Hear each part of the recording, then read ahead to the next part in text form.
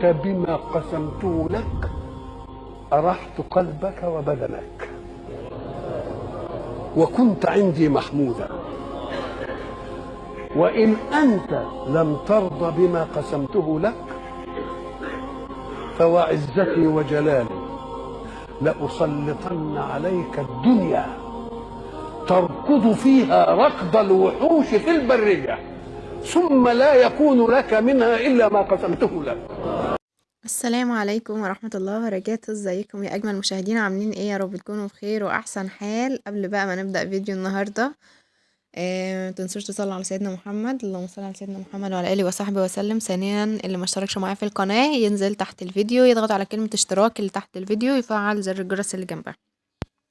النهاردة بقى هنعمل ايه يا حلوين؟ النهاردة هنعمل الكشري المصري. طبعا الكشري ده بيبقى عشاق عشاق الملايين، يعني من اكتر الاكلات اللي الدنيا كلها بتحبها. نبدأ بقى في فيديو النهاردة. زي ما انتم شايفين معايا هنا، انا هنا حطيت العدس ان هو يتسلق. العدس اللي هو الجبة، عدس ابو جبة، حطيته هنا في الطبق على النار. ومعايا هنا الحلة دي حطيت فيها شوية زيت، وكنت فرمة معايا طماطم يا دوبك بس الزيت يعني سخن شوية كده، نزلت عليه بعصير الطماطم. حطيت بقى البهارات بتاعتنا، ملح، كمون، فلفل اسود، كزبرة. هقلب كده واسيبها تتسبك مع نفسها. ممكن تضيفوا لها شوية توم، معلقة توم مثلا او معلقتين خل، بس انا ما حطيتش لان كده كده احنا بنعمل الدقة دي في حاجة تانية لوحدها، في طبق تاني لوحده. نيجي هنا بقى عند البصل، نكون مقشرين يعني كمية حلوة كده من البصل، ونبدأ ان احنا نقطعه كده لجنح مش لشرايح. اللي عايز شرايح ماشي، بس انا ببقى اعمله يعني الجنح بيبقى افضل. يعني اشق البصلة كده لنصين واقطعها بقى كده بالعرض، يعني زي شرايح بس مقسومة نصين. ده طبعا البصل بتاعنا اللي هنحطه على وش الكشري. هقشر بس البصل كده وارجع لكم ونشوف هنعمل فيه ايه.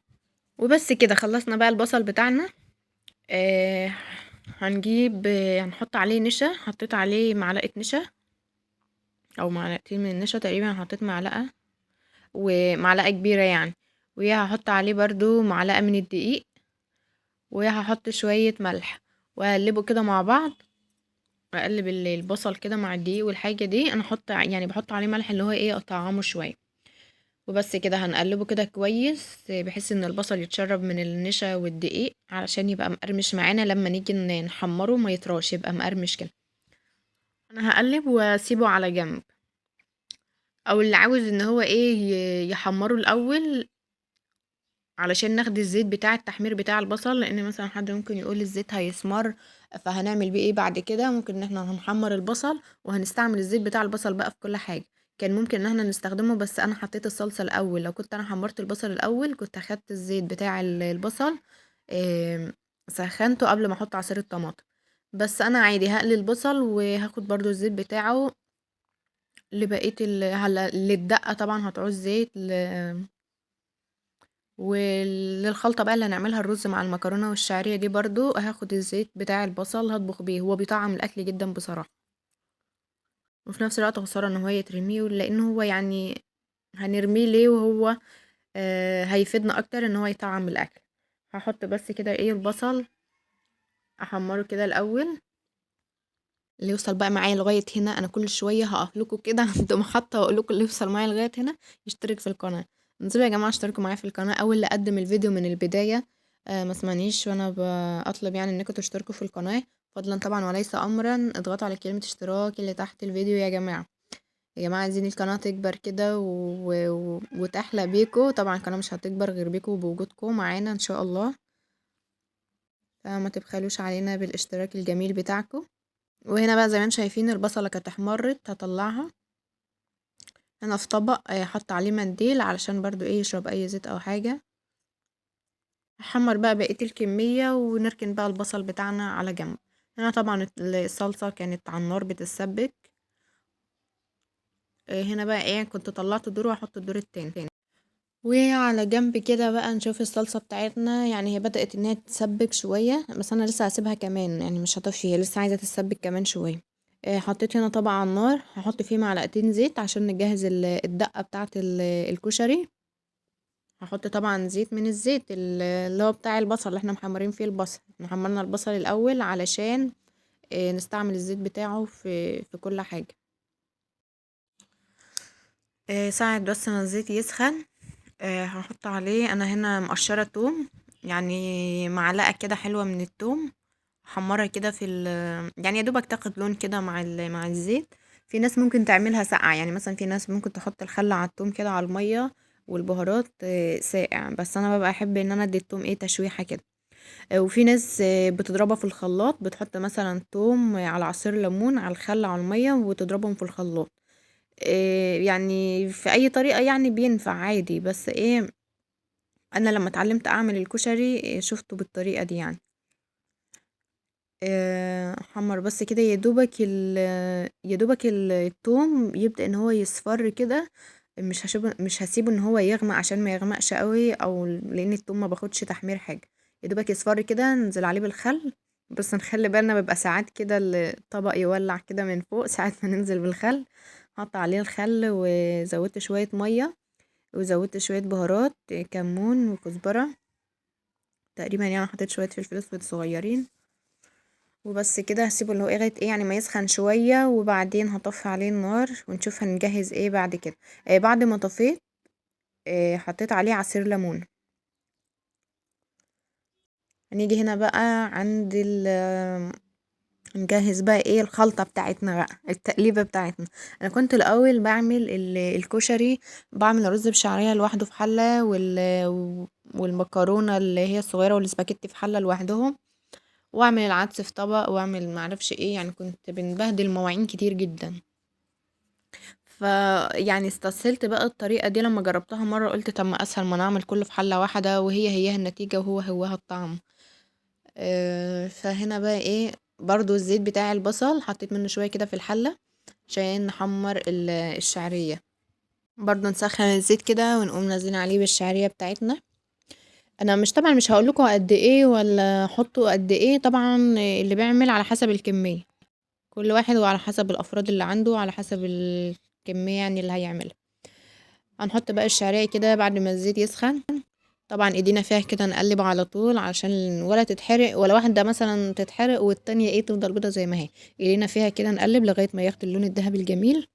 وطبعا يا جماعة قبل ما نحمر الشعرية نكون غاسلين الرز نغسله ونصفيه كويس من مية ونحطه جنبنا كده واحنا بنحمر الشعرية، مش نروح نحط الشعرية على النار ونروح نغسل الرز. على ما نغسل الرز ونيجي هنكون بقى مش لاقيين حاجة مش هنلاقي الشعرية، هنلاقيها انحرقت. هنا بقى لما الشعرية بدأت ان هي تاخد لونها كده، حطيت هنا المكرونة، يعني اديتها برضو تشويحة كده مع الشعرية. المكرونة اللي هي الصغيرة الاسباجيتي طبعا مش هحطها دلوقتي، هحطها في الاخر، لان لو حطيتها مش عارف ان انا اقلب، لان الاسباجيتي بتبقى هي طبعا مش محطوطة مسلوقة، هي محطوطة ني، فهتبقى شادة شوية كده، مش هعرف ان انا اقلبها. فانا اول ما الشعريه تحمر هنزل عليها كده بالمكرونه، يعني المكرونه تاخد تشويحه بسيطه، طبعا مش هحمر المكرونه مع الشعريه لان الشعريه كده كده احمرت. وبس كده. الرز طبعا كنا غاسلينه ومصفينه وحاطينه في جنب. بعد ما اديناهم تشويحه كده مع بعض نزلنا بالرز برضو هنقلبه كده مع بعض، كله يتجانس مع كله، سريع سريع كده. على فكره في ناس بتبقى بتستصعب عمايل الكشري، وعلى فكره ما باخدش وقت قد كده. هو بيبقى مكوناته كتير، بس اللي يعمله مرة هيتعود على عمايله، هيحس ان الموضوع عادي، يعني مش صعب للدرجة اللي احنا كنا متخيلين. وهنا بقى العدس انا كنت مسويه نص سوا، كنت سلقاه نص سلقة كده وصفيته كويس قوي من المية. انا كنت شايفين حطاه في مصفى اهوت، وبعدين هنزل بيه على الرز والمكرونة والشعرية، اقلبه برضو لان هو هيكمل التسوية بتاعته في الحل، بحيث ان كل حاجة تاخد من طعم التانية. وبس كده هنيجي بقى في الاخر احط المكرونه الاسباجيتي. انا مكسراها كده يعني العود مكسراه الاتنين اسمها يعني على نصين. وانا رحت فين ايوه كده المكرونه جت اهي. يعني هكسرها كده النصين واحطها. انا طبعا هحاول ان انا اقلبها، هي بتبقى رخمه شويه في التقليب لانها بتبقى ناشفه ما بتتقلبش كويس.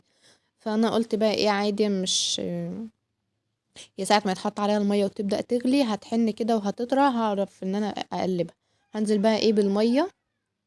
بس كان المفروض ان انا ايه علشان المكرونه دي مهيشه اظبطوا الميه قبل ما تحطوا المكرونه. يعني حطوا المقدار او القعد بتاع الرز اللي هو مقدار الرز العادي على فكرة. بس كنت حطوه قبل المكرونة. انا حطيت المكرونة وبس عادي يعني ظبطت الدنيا مفيش مشكلة. بس كان اسهل لينا ان احنا نعرف القعد مظبوط قبل ما نحط المكرونة. انا ميلت المكرونة كده في جنب وعرفت القعد مظبوط ولا لا. طبعا القعد اللي هو الطبيعي اللي هو يا دوبك عقلة كده من صباعنا. وهحط الملح وهحاول ان انا بس ادوب الملح كده وهغطي عليه. وبس كده هنسيبه بقى مع نفسه. نكون مظبطين القعد بتاعنا، اهم حاجة القعد علشان ما يبقاش ايه ما يبقاش حصى او ما يبقاش عايز مية. نظبط القعد بتاعنا نغطي عليه كده ويغلي مع نفسه. وبعدين نيجي هنا على جنب. انا عمالة ادور على طبق صغير مش لاقيه، فجبت الكنكة اللي هي الصغيرة دي عشان نعمل الشطة.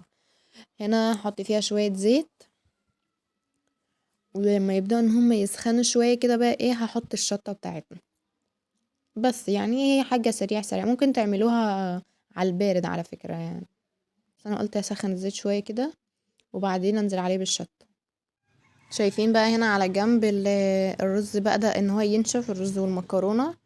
فالمكرونة بقى طريت معايا بقيت اعرف ان انا ايه اقلبها. هي برضو يعني ما كانتش قوي يعني ما كانتش دخلت في التسوية قوي، بس يعني الى حد ما فيها ليونة كده اقدر ان انا اقلبها مع الرز والشعرية وكده. يعني قلبتها تقليبة بسيطة وهديت. وهرجع تاني ان انا اقلبها برضو، يعني ايدي هتبقى فيها كده ان انا ايه اقلبها كويس. نرجع بقى للزيت بتاعنا. إيه كان سخن، هحط بقى عليه الشطة هقلبه واطفيه وبس كده. ادي الشطة بتاعتنا هننزل بيها على الزيت. ساعة ما حطيت الشطة على الزيت بقى حاجة مفيش اصعب من كده اصعب حاجتين في الدنيا. عملت زي فوران كده. هقلبها وبس هطفي النار وخلاص كده. وكده بقت الشطة بتاعتنا جاهزة كده. احنا الصلصة اتسبكت والدقة اتعملت والشطة اتعملت والبصل اتحمر وكده ايه الرز بتاعنا على النار والمكرونة والعدس. وكده ايه كده الكشري بتاعنا جاهز على التقديم على طول. بس انا بقى هسيب الرز خالص لغاية ما يتردد. ممكن اللي عايز يضيف لها عصرة ليمون يحط يعني عادي مفيش مشكلة. حتى عصرة الليمون برضو ايه ادت فوران كده شوية. نيجي هنا بقى للتقديم. ادي الكشري بقى بتاعنا. خلاص كده الرز بقى استوى والمكرونة والدنيا بقت تمام والمكرونة الاسباجيتي كده بقت مية مية خدت ودت كده مع بقية المكونات اللي معاها. هحط طبعا الرز الاول اللي مش الرز الاول هو اصلا كله متلخبط في بعضه. اللي عامل كل حاجه في حله طبعا الرز بتحط الاول فوق المكرونه فوق العدس كده، انما كله خلطبيطه كده. فيعني انا حطيت قصدي الحله الرز والمكرونه حطيته الاول وبعدين حطيت عليه البصل المتحمر معانا. بصوا بقى هيكون عيب عليكم جدا جدا والله لو انتوا وصلتوا بقى لغايه هنا كمان وكنتوا فوتوا يعني هنعتبر ان انتوا فوتوا الفيديو من الاول وتكونوا لسه ما اشتركتوش. الكلام ده اللي ما اشتركش او يكون في حد مشترك يجي يضغط على كلمة اشتراك يضيع علينا الاشتراك تاني اللي اشترك تمام واللي ما اشتركش يعني فضلا وليس امرا نضغط على كلمة اشتراك اللي تحت الفيديو. وبس هنا بقى بصوا احسن حاجة بقى انا بحبها في الكشري مش العمايل ولا الاكل. إيه ساعة التقديم كده ساعة ما ايه اجي اظبط الاطباق كده بستمتع انا كده وانا بظبط الطبق. إيه خلاص كده حطينا البصل حطينا بقى الصلصة بتاعتنا هننزل بقى بالدقة الجميلة كده. والشطة بقى وجمال الشطة وعشاق الشطة. انا عن نفسي انا بحب الشطة في الكشري قوي. في ناس ما بتحبهاش بس في حاجة احنا نسيناها الحمص. هو انا مش نسيتها بصراحة، هو المفروض ان كان في حمص. جيت ادور عليه ما لقيتهوش فقلت يعني خلاص هو انا نسيت ان انا اقول لكم عليه في البدايه. زمان في ناس كتير قالت امال الحمص فين. انا ما لقيتش الحمص فقلت خلاص يعني مش عشان ما فيش حمص هنوقف الاكله وهنوقف الدنيا عادي. بالحمص ماشيين من غيره ماشيين. وطبعا بيبقى يتنقع قبلها بحوالي 3 4 ساعات ويتغلي يتسلق يعني. وبس كده وصلنا لنهاية الفيديو. يا رب يكون الفيديو عجبكم، يا رب يكون الفيديو كده خفيف على قلبكم. اشوفكم على الف خير، مع الف سلامة.